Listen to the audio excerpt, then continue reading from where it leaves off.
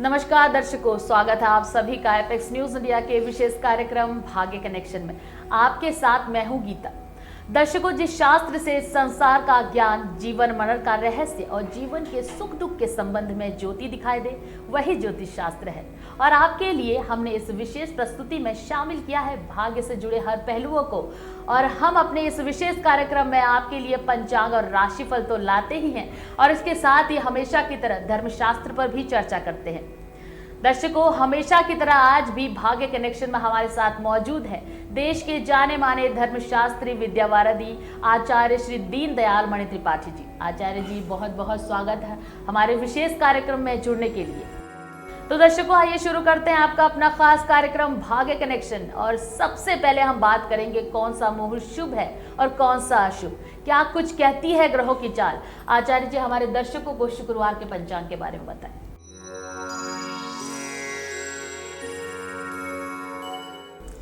पंचांग 26 अगस्त 2022 शुक्रवार, तदनुसार विक्रम संवत 2079 शक संवत 1944, अयन दक्षिणायन, वर्षा ऋतु, भाद्रपद माह, कृष्ण पक्ष की चतुर्दशी तिथि, जिसका मान अपराह्न में 12:23 तक, अनंतर अमावस्या है। नक्षत्र अश्लेषा, जिसका मान सायंकालीन 6:33 तक है। परिघ योग 2:12 तक रहेगा रात्रि बिता के प्रातःकाल तक। करण है शकुनी, जिसका मान 12:23 सायंकाल तक रहेगा।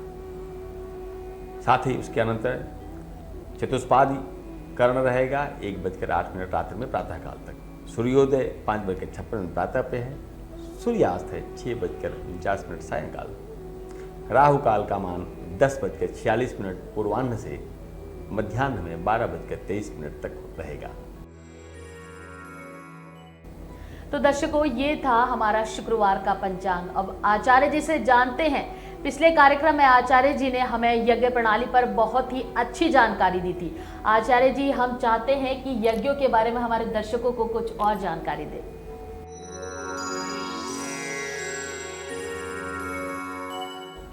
यज्ञ के संदर्भ में यज्ञ अपने आप में विश्व की सचल जो व्यवस्था है वह यज्ञ ही है। तो हमें जाने कि आखिर जो वर्णित पीछे जो हम लोगों ने यज्ञ की चर्चा की है, उस यज्ञ में होता क्या है। दान, दक्षिणा, भोजन, चाहे आभ्यंतर जगत हो या बाह्य जगत का, वो तो सर्वत्र वर्णित है। हाँ, प्रत्येक के पात्र, यज्ञ के पात्र, यज्ञ की विधि और देवता या देवताओं में स्वाभाविकतया अंतर रहना आवश्यक है। पात्रों में आंतरिक जगत में तो विभिन्न प्राण होते हैं, साथ ही बाह्य जगत में उनके प्रतीक यजमान, पुरोहित, अन्य ग्रह आदि सुरवा या पात्र जो हवन जिससे किया जाता है, बलिदान, और जिन पात्रों में हवन सामग्री रखी जाती है उनको कपाल कहते हैं, इत्यादि का प्रयोग होता है। अब इन यज्ञों में 4 प्रकार की दक्षिणाओं का दान होता है। क्या है? गौर, वासो, हिरण्यमय, अश्व, अर्थात गाय या बैल, वस्त्र, स्वर्ण और अश्व। अश्व आज की तिथि में वाहन के लिए कहा जा सकता है। इस प्रकार सभी यज्ञ बाह्य और आभ्यंतरीय दोनों प्रकार के यज्ञ दानमय ही है, अंदर भी और बाहर भी। अंदर भी जो घटना घटती है, दान का अर्थ है त्याग की भावना उत्पन्न करना। तो समस्त सृष्टि और समस्त जीवन आदान प्रदान या पारस्परिक आदान प्रदान से ही चलते हैं। अतः इस आदान प्रदान को ही सौम्य या देवी भाव से किया जाए, सौम्य भाव से किया जाए तो प्रकोपादिना दान या अपहरण का या बाढ़ भूकंप का प्रश्न ही नहीं उठता। यदि खेत, शस्य या वनस्पति, वन, वृक्षों, बाग, फलों और पशु, मांस, चर्म, दूध आदि को, पृथ्वी, खान, पत्थर आदि को न दें तो कोई जीवित रह ही नहीं सकता। इसका आशय यह है कि सृष्टि यज्ञ या दान या यज्ञ के साथ एक साथ उत्पन्न होती है। इसी का सदुपयोग यज्ञ है और दुरुपयोग पाप है। दान देने के कई ढंग या रूप हैं। तो कारण के रूप में 2 भेद हैं इसके, श्रद्धा से दान और भक्ति से दान।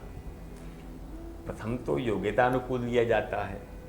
प्रथम में पारलौकिक, परलोक वाला, और द्वितीय में ऐहिक आनंद की अधिकता होती है, इस लोक के आनंद की अधिकता होती है। दान वस्तु का उचित साधनों से अर्जित होना अनिवार्य है और इन दोनों को प्रेरित करने वाले 6 कारण हैं। 6 अधिष्ठान है वो निष्काम, सकाम या फलदान, व्यसन, दान या वारांगन। सूर्या, मृगया, द्यूत प्रभृति में दान लज्जावश या दान ब्रीड़ा दान या सभा में दूसरों को देख के या प्रथा निभाने में जो दान हो रहा है, हर्ष की अधिकता के कारण जो दान या हर्ष दान और भय दान। तो भय दान का अर्थ है निंदा, अनर्थ, हिंसा के डरने से जो देना, वह भयपूर्वक दान है। तो प्रत्येक दान के 6 अंग हैं: दाता, प्रतिगृहीता, श्रद्धादि और धर्म अर्जित पदार्थ दान के लिए, देश और काल। जिस देश में, जिस समय में ऋतु या दुर्भिक्ष या बाढ़, भूकंप आदि में जिस जिस वस्तु की आवश्यकता है, उसे उस देश में जो दान दिया जाता है उसे क्रमशः दशक दान और कालिक दान कहते हैं। अथवा तीर्थादि जो यज्ञ स्थान है, वहाँ जो दान करना तीर्थादि का, वह पर्व आदि कालिक है। इस प्रकार स्थान विशेष से, भावना विशेष से, क्रिया विशेष से जो दान दिए जाते हैं वह नैमित्तिक या पर्वकालिक। अब आचार्य जी से जानते हैं कि मेष, वृष, मिथुन और कर्क राशि के लोगों के लिए आचार्य जी शुक्रवार का दिन कैसा रहेगा? सबसे पहले मेष राशि।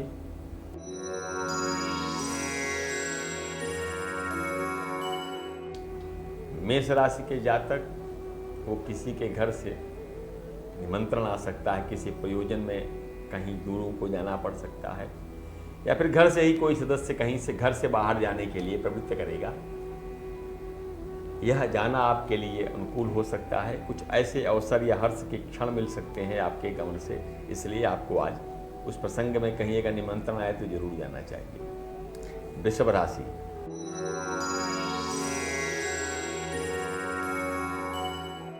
छात्रों के लिए आज का दिन बहुत अच्छा है। सर्जनात्मक, रचनात्मक आज कुछ करेंगे।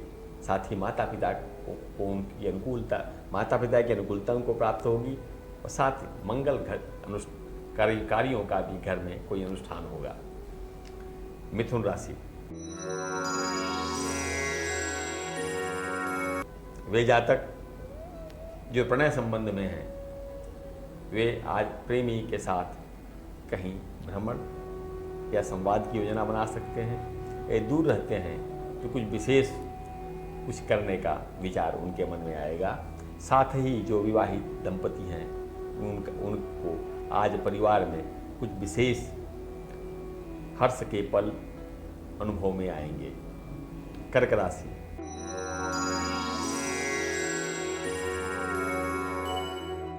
आज आपको स्वास्थ्य के प्रति सावधान रहना है।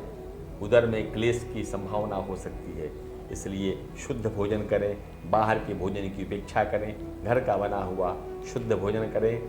परिवार में आपके लिए, सबके लिए सौमनस्य का दिन आज बना रहेगा। तो आप घर का बना भोजन ही खाएं जिससे आपकी सेहत बनी रहेगी। तो दर्शकों, आपने जाना इन 4 राशियों का हाल। अब बात कर ली जाए सिंह, कन्या, तुला और वृश्चिक राशियों का हाल। सिंह राशि।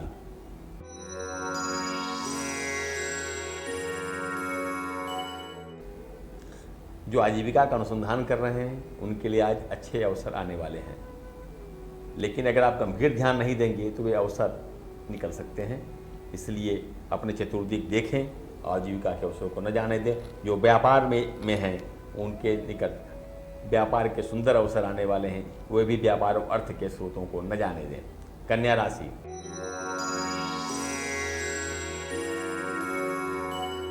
आज आपके घर का माहौल धार्मिक रहेगा, आध्यात्मिक रहेगा।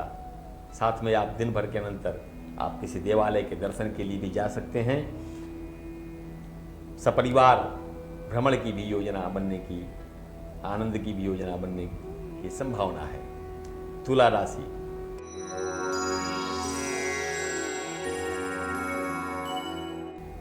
वे लोग जो आजीविका में, प्रबंधन संबंधी क्षेत्रों में आजीविकारत हैं, उन्हें अपने कार्यालय के राजनीति से बच के रहना चाहिए।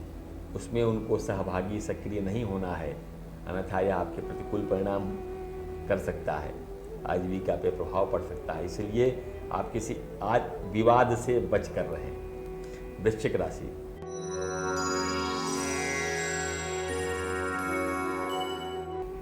आपके कुटुंब में सभी प्रसन्न होंगे, किंतु आप आज असंतुष्ट रहेंगे। अकारण किसी बात की चिंता उत्पन्न हो सकती है, अतः अपने किसी स्वजन, बंधु बांधव, मित्र से उस समस्या या तनाव को साझा करें तो आपको अच्छा अनुभव होगा और समस्या का समाधान भी मिलेगा, जिससे आप पीड़ित हैं। अपनी परेशानी को यदि किसी से साझा करेंगे तो बेहतर परिणाम आपको अवश्य मिलेंगे। तो आइए जानते हैं आचार्य जी से धनु, मकर, कुंभ और मीन राशियों के राशिफल के बारे में। आचार्य जी क्या कहती हैं इन राशियों की किस्मत? धनु राशि,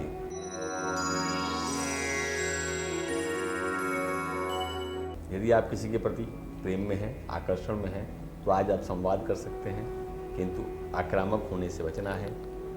समय समय संबंध का विस्तार करें।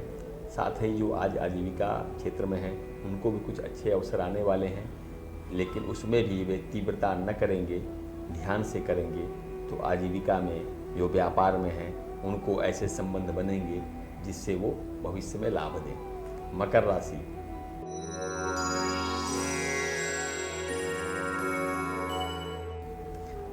आपके विगत दिनों से आने वाला कोई तनाव जिसका समाधान आपको नहीं मिल रहा है, आज उस समाधान के दिशा मिलने की पूरी संभावना है, जिससे कारण आपका मन प्रसन्नचित रहेगा।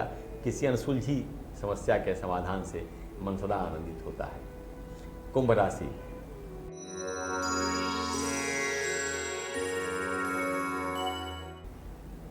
मन खिन्न होने के कारण वाणी पे नियंत्रण रखें, अन्यथा वाणी पे नियंत्रण होने से आप किसी मित्र से आपका संवाद प्रतिकूल हो सकता है, जिसके परिणाम से आपकी परस्पर अनबन हो सकती है। आप उस पर सावधानी करते हुए अपने काम पे ध्यान दें, यही आपके लिए अनुकूल होगा। मीन राशि,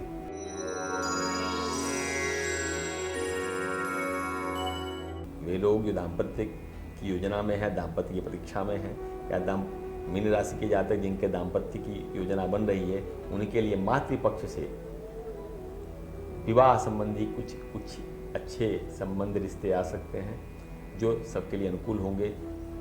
जिनके जो इस राशि के लोग हैं वे अपने मातृपक्ष से भी अच्छे रिश्ते के लिए निवेदन कर सकते हैं, जो कुटुंब में सबको अनुकूल होगा और शीघ्र ही दाम्पत्य की उपलब्धि होगी।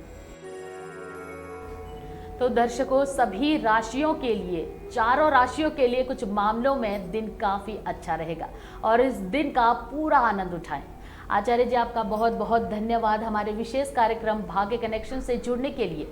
तो दर्शकों, ये था हमारा शुक्रवार का खास कार्यक्रम भाग्य कनेक्शन, और उम्मीद है हमेशा की तरह आज भी आपको हमारा विशेष कार्यक्रम काफी पसंद आया होगा। अब हम कल फिर आपसे मिलेंगे इस कार्यक्रम को लेकर। तब तक के लिए बने रहिए हमारे साथ सिर्फ एपेक्स न्यूज इंडिया पर सच के साथ। नमस्कार।